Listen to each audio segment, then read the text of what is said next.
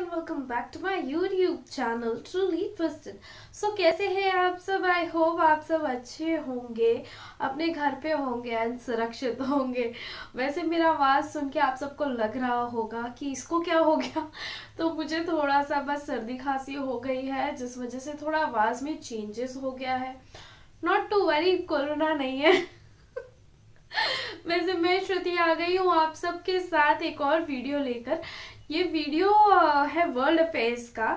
ये वीडियो का टाइटल है UAE oil tankers bombed 2 Indians and A Pakistani killed. Oh my God, पता नहीं क्या है इस वीडियो में, मतलब टाइटल सुन के काफी घबराहट सी होने लगी। चलिए फटाफट इस वीडियो को देखते हैं। So guys, let's begin the video. United Arab Emirates के ऑयल टैंकर की बॉम्बिंग। आज के समय पूरी दुनिया में ये डिस्कस किया जा रहा है टॉपिक कि किस तरीके से हूती रिबेल्स ने बॉम्बिंग तो करी है यूएई की, मगर कैजुअलिटीज यहाँ पर हो गई है। इंडिया और पाकिस्तान की 2 इंडियंस यहाँ पे मारे गए हैं, एक पाकिस्तान भी यहाँ पर मारा गया है। और यहाँ पर आप देख पाओगे ये एशिया का मैप है, ये हमारा प्यारा भारत, और ये यहाँ पर है यमन, और यहाँ पर है यूनाइटेड अरब एमिरेट्स। तो हुआ यहाँ पर क्या है कि यमन में जो हूती रिबेल्स हैं, इन लोगों ने टारगेट किया यूनाइटेड अरब एमिरेट्स के ऑयल टैंकर को। इन लोगों ने एक ड्रोन लिया, ड्रोन पे लगाए एक्सप्लोसिव्स और ड्रोन को भेज दिया सुसाइड मिशन पर। टारगेट था यूएई के ऑयल टैंकर, और इस तरीके से जो ये ड्रोन है ये पहुंचा यूएई में, और फिर यहाँ पर हुए बड़े विस्फोट। इनका जो एयरपोर्ट है, यूएई का एयरपोर्ट पास में है, इसको भी टारगेट किया गया है। मगर जो इंजरीज आई हैं, जो यहाँ पर कैजुअलिटीज़ हैं, ये ज़्यादातर सही है इंडियन और पाकिस्तानी वर्कर्स ने। और यहाँ पे आप ऑब्जर्व करेंगे ये है ऑयल टैंकर की स्टोरेज फैसिलिटी, जहाँ पर ड्रोन से बॉम्बिंग हुई है। एयरपोर्ट की बॉम्बिंग देखिए कैसे करी गई है, इसका कोई अभी क्लैरिटी आई नहीं है कि एक और ड्रोन एयरपोर्ट पे इन्होंने भेजा था या फिर वहाँ पे कोई किसी और तरीके से रॉकेट से बॉम्बिंग करी है, उस पर क्लैरिटी आई नहीं है। मगर ये बात पक्का, और ये बात हूती रिबेल्स ने एक्सेप्ट भी कर ली है कि जो यहाँ पर ऑयल टैंकर का जो स्टोरेज है, यहाँ पर बॉम्बिंग इन्होंने ड्रोन से करी है। ना यहाँ पर आप पूछेंगे मगर यमन का ग्रुप यूएई पे अटैक क्यों करेगा? देखिए इसका बहुत ही सिंपल आंसर है, यमन सिविल वॉर पिछले कई सालों से 7-8 साल से आप अगर देखें तो यमन कंप्लीटली बढ़ चुका है। यहाँ पर हूती रिबेल्स खड़े हो चुके हैं, जिनको सपोर्ट कर रहा है ईरान, और बाकी जो यमन का एरिया है उसको सपोर्ट कर रहा है सऊदी अरेबिया, यूएई, यूएस का भी सपोर्ट है इन लोगों को।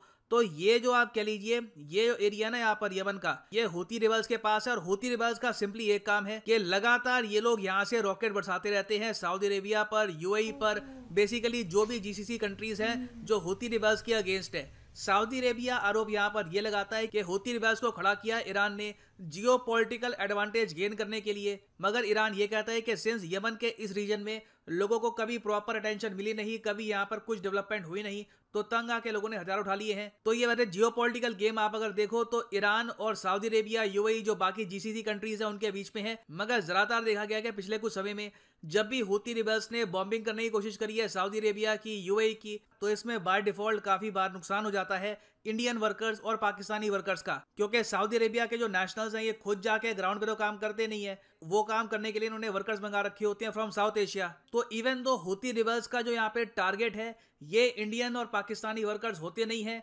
मगर सिंस ये बॉम्बिंग कर रहे होते हैं सऊदी अरेबिया और यूएई की, इंडियन और पाकिस्तानी वर्कर्स यहाँ पे फंस जाते हैं। अब रिसेंटली आप अगर देखो तो 3 जनवरी को एक जो यूनाइटेड अरब एमिरेट्स की शिप है ये हाईजैक कर ली है हूती रिबेल्स ने, और इस शिप में 7 इंडियन वर्कर्स आपको मिलेंगे। यहाँ पर आप देख पाओगे ये एक शिप थी, कार्गो शिप थी, ये गुजर रही थी यमन के पास से, हूती रिबेल्स ने यहाँ पर हाईजैक कर लिया इसको। और इंडिया सिंस आज के समय यूएन सिक्योरिटी काउंसिल का मेंबर है, तो इंडिया ने काफी बार आवाज रेस करी है हूती रिबेल्स को, ये कहा है कि ये शिप छोड़ दें, यहाँ पे इंडियन वर्कर्स भी हैं, कई और कंट्रीज के वर्कर्स भी हैं। तो even though UN security council ने कड़े शब्दों में निंदा करी है हूती रिबेल्स की, तब भी हूती रिबेल्स ने यहाँ पर यह कहा है कि ये लोग यूएन की प्ली को रिजेक्ट करते हैं और ये हाईजैक शिप छोड़ने नहीं वाले। तो अभी 2 इंडियन यहाँ पर मरे हैं, बाकी जो 7 इंडियन इस शिप में हैं उनके भविष्य का भी अभी कुछ पता है नहीं। now यहाँ पर आप एक क्वेश्चन पूछ सकते हैं कि सर ये जो सऊदी अरेबिया, यूएई ऐसे देश है, पैसे की तो कोई कमी है नहीं, at least for the time being इनके पास पैसे की कमी तो है नहीं, तो ये लोग अपने डॉलर जो उन्होंने इकट्ठा किए हैं over the years crude oil बेच कर, ये खर्च के मिलिट्री इक्विपमेंट परचेज क्यों नहीं करते खुद को इन हूती रिबेल्स से बचाने के लिए? देखो इन्होंने बिल्कुल किया है। इनिशियली आप अगर देखो 2017-18 के आसपास इन्होंने ऑफेंसिव वेपन्स काफी परचेज किए थे, अब ये लोग परचेज कर रहे हैं डिफेंसिव वेपन्स। और यहाँ पर आप देख पाओगे for example recently United Arab Emirates ने यह कहा है कि ये लोग करीब $3.5 बिलियन खर्चेंगे, मतलब लगभग आप कह लीजिए करीब 26-27 हजार करोड़ रुपए ये लोग खर्चेंगे South Korean air defence system purchase करने के लिए। इससे उनको उम्मीद ये है कि कल को कोई ड्रोन आता है या कोई मिसाइल आता है फ्रॉम हुती रिबेल्स, उसको ये हवा में ही शूट डाउन कर लेंगे। सऊदी अरेबिया को आप अगर देखो तो S-400 सऊदी अरेबिया परचेज करने में लगा है फ्रॉम रशिया। हालांकि सैंक्शंस का डर है मगर फिर भी बात चल रही है। फिर यूएई ने यह भी अभी डिसाइड किया है कि ब्रह्मोस भी ये परचेज कर सकते हैं। इस पर अभी मेरे बात चल रही है, ऑफिशियल अनाउंसमेंट हुई नहीं है, मगर जिस तरीके से डेवलपमेंट्स हो रही है बहुत ही जल्द पॉसिबिलिटी है कि फिलीपींस के बाद यूनाइटेड अरब एमिरेट्स बनेगा second country to buy the BrahMos missile. और ब्रह्मोस मिसाइल से इनको एबिलिटी ये मिलती है कि कल को अगर मान लो यूएई की कोई वॉरशिप है, ये यहाँ पर गल्फ ऑफ एडन के आसपास है, वो सीधा यहाँ पर हुती रिबेल्स की बॉम्बिंग कर पाएगी विद हाई एक्यूरेसी। मगर घूम फिर के यहाँ पर इंडियन और पाकिस्तानी गवर्नमेंट को भी सोचना होगा कि कुछ ना कुछ मिलिट्री डिप्लॉयमेंट हमको यहाँ पर गल्फ ऑफ एडन, यहाँ पर यमन के आसपास करनी होगी, क्योंकि जिस तरीके से इंडियन और पाकिस्तानी वर्कर्स को टारगेट किया जा रहा है इससे इकोनॉमिक लॉस भी हो सकता है इंडिया और पाकिस्तान को इन द लॉन्ग रन। कई वर्कर्स हैं जो रेमिटेंस लेने के लिए जाते हैं फ्रॉम गल्फ कंट्रीज, हो सकता है कि कल को गल्फ कंट्रीज में जाए ही ना इन अटैक के डर से। तो यहाँ पे मैं आपसे पूछना चाहूंगा एक क्वेश्चन, क्या आप मानते हैं कि इंडिया को अपनी मिलिट्री डिप्लॉयमेंट इस रीजन में काफी हद तक इंक्रीज करनी चाहिए to counter the Houthi rebels, या आप मानते हैं कि नहीं,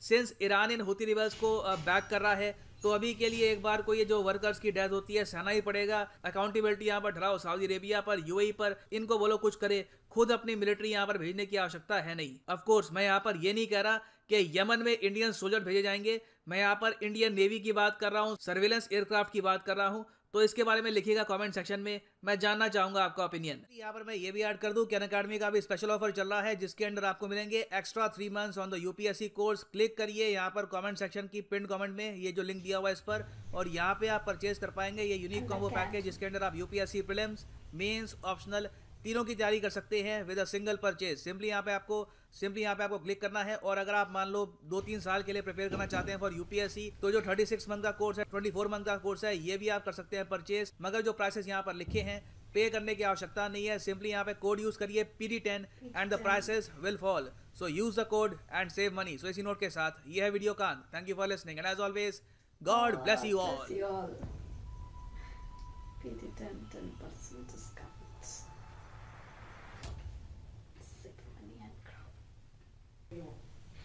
सो गाइज ये वीडियो से तो बहुत कुछ पता चला ये ब्लास्ट के बारे में, लेकिन एक्चुअली में इंडियन गवर्नमेंट को मदद करनी चाहिए। जो भी लोग वहाँ फंसे हुए हैं, India should definitely deploy our military in that region so that वहाँ के लोग जो भी फंसे हुए हैं, प्रॉब्लम्स में है, वो सब निकल के आ सके। आखिर वो है तो आखिर इंडियन सिटीजन्स ही सही।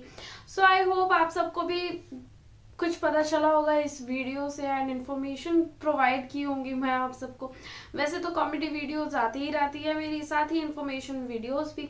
सो आई होप आप सबको ये वीडियो अच्छा लगा है, एंड अगर आप सबको ये वीडियो अच्छा लगा है तो जरूर से मेरे वीडियो को एक लाइक दे दीजिएगा। चैनल पे नए हैं तो चैनल को सब्सक्राइब कर लीजिएगा, साथ ही बेल आइकन को प्रेस करना ना भूले ताकि आप सबको लेटेस्ट अपडेट्स मिलती रहे। वैसे मेरे इंस्टाग्राम आईडी, साथ ही इस वीडियो का ओरिजिनल लिंक आप सबको डिस्क्रिप्शन में मिलेगा, तो ज़रूर से जाके मुझे इंस्टाग्राम पे भी फॉलो कर ले। एंड इस वीडियो का ओरिजिनल लिंक है तो इस वीडियो को भी जाके देख ले। मिलते हैं आप सबसे अगले वीडियो में। Till then take care and bye bye.